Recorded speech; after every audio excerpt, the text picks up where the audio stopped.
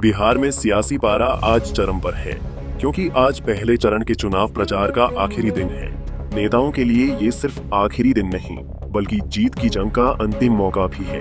बिहार में जहां आज चारों तरफ भाषण, रोड शो और जनता को अपने पाले में लाने की सारी कवायद जारी रहेगी और आज सभी पार्टियां अपनी पूरी ताकत झोंककर मतदाताओं को रिझाने में जुटी रहेगी।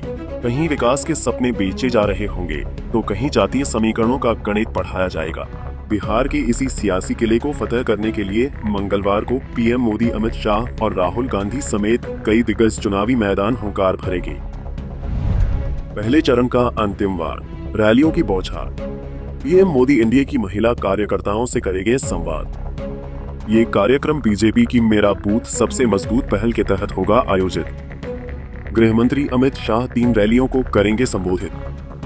जेपी नड्डा एक रोड शो और एक रैली को करेंगे संबोधित। राहुल गांधी 3 रैलियों से भरेंगे हुंकार। सीएम योगी आदित्यनाथ एक रोड शो और 3 रैलियां को करेंगे संबोधित।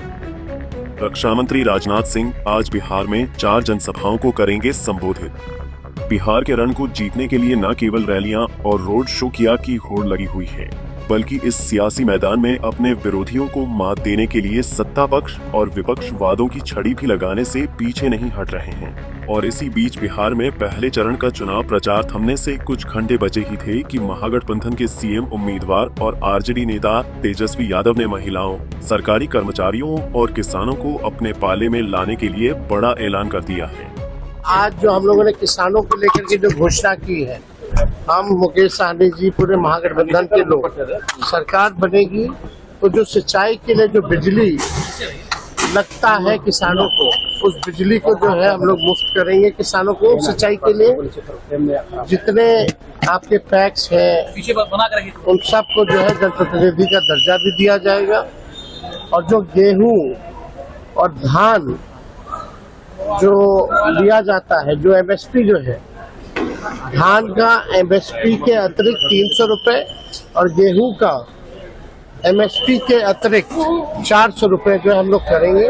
और मकर संक्रांति के दिन, खरवास के ठीक बाद, यानी 14 जनवरी को माँ बहन मान योजना के तहत 30,000 रुपया माताओं और बहनों के खाते में 14 जनवरी को हम लोग डालेंगे।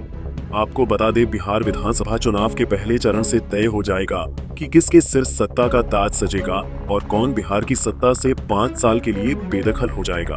इस पहले चरण में एनडीए और महागठबंधन दोनों की साख दांव पर लगी है। इससे पहले फेज 1 की विधानसभा सीटों पर पिछली बार हुए चुनाव के नतीजे देखें तो महागठबंधन और एनडीए में कांटे की टक्कर रही थी।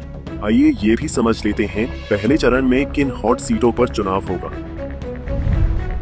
इन हॉट सीटों पर पहले चरण में होगा चुनाव। तेजस्वी यादव बिहार के राघोपुर सीट से चुनावी मैदान में हैं। बिहार के डिप्टी सीएम सम्राट चौधरी तारापुर सीट से चुनावी रण में हैं। बिहार के deputy CM Vijay Kumar Sinha Lakhisarai seat से किस्मत आजमा रहे हैं। जेडीयू के प्रदेश अध्यक्ष उमेश कुशवाहा महनार विधानसभा सीट से ताल ठोक रहे हैं। शहाबुद्दीन के बेटे ओसामा रघुनाथपुर विधानसभा सीट से आरजेडी के टिकट पर चुनाव मैदान में है। मैथिली ठाकुर अलीनगढ़ विधानसभा सीट से बीजेपी के टिकट पर चुनावी मैदान में है। सुपरस्टार खेसारी लाल यादव छपरा विधानसभा सीट से आरजेडी के टिकट पर चुनावी मैदान में हैं। इसके साथ ही मंगल पांडेय, विजय कुमार चौधरी समेत कई मंत्रियों की किस्मत पहले चरण में तय होगी। पहले चरण की इन निर्णायक सीटों पर किसका जादू चलेगा और किसकी रणनीति कमजोर पड़ जाएगी, इसका फैसला अब जनता के हाथ में है। आइए ये भी समझ लेते हैं इस पहले चरण में कितने उम्मीदवार चुनाव मैदान में हैं और बिहार के कितने जिलों में होगा मतदान। चुनावी मैदान, कितने उम्मीदवार ठोक रहे ताल। पहले चरण में 121 सीटों पर होगा मतदान। बिहार के 18 जिलों की 121 सीटों पर होगा मतदान। पहले चरण के लिए 6 नवंबर को होगी वोटिंग। पहले चरण में 1690 उम्मीदवारों ने नामांकन किया था दाखिल। 315 उम्मीदवारों के नामांकन अवैध पाए गए। इसके अलावा 61 उम्मीदवारों ने अपने नाम वापस ले लिए। अभी कुल 1314 उम्मीदवार चुनावी मैदान में ठोक रहे हैं ताल। बिहार विधानसभा चुनाव के पहले चरण की 121 सीटों के लिए आज चुनाव प्रचार का आखिरी दिन है। 4 नवंबर को शाम 5 बजे के बाद प्रचार पूरी तरह थम जाएगा। आइए ये भी समझ लेते हैं पहले चरण में राज्य के किन 18 जिलों में होगा मतदान। बिहार के किन किन जिलों में पहले चरण में होगा मतदान? मधेपुरा, सहरसा, दरभंगा, मुजफ्फरपुर, गोपालगंज, सिवान, सारण, वैशाली, समस्तीपुर, बेगूसराय, खगड़िया, मुंगेर, लखीसराय, शेखपुरा, नालंदा, पटना, भोजपुर और बक्सर शामिल हैं। नेताओं की सभाओं, आरोपों और रैलियों के शोर के बीच असली सवाल अभी भी वही है। क्या बिहार की ये चुनावी जंग सिर्फ सत्ता पाने का रास्ता है या बदलते बिहार का सपना? जहां हर चुनाव में विकास का वादा दोहराया जाता है, वहीं आज भी लाखों युवा रोजगार की तलाश में अपने घर, अपना गांव छोड़ने को मजबूर हैं। गांव की खाली होती चौपालें कब तक पूछती रहेगी, पलायन कब रुकेगा?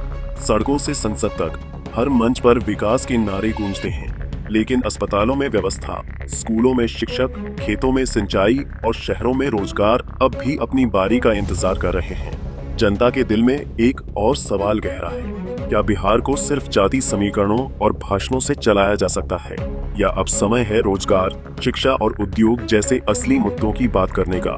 और सबसे बड़ा सवाल, क्या इस चुनाव में नेता गुंडागर्दी, हत्या और अपराध के साए से बिहार को सच में मुक्त करने की ठोस योजना लेकर आए हैं, या फिर यह मुद्दे फिर से भाषणों की भीड़ में कहीं खो जाएंगे?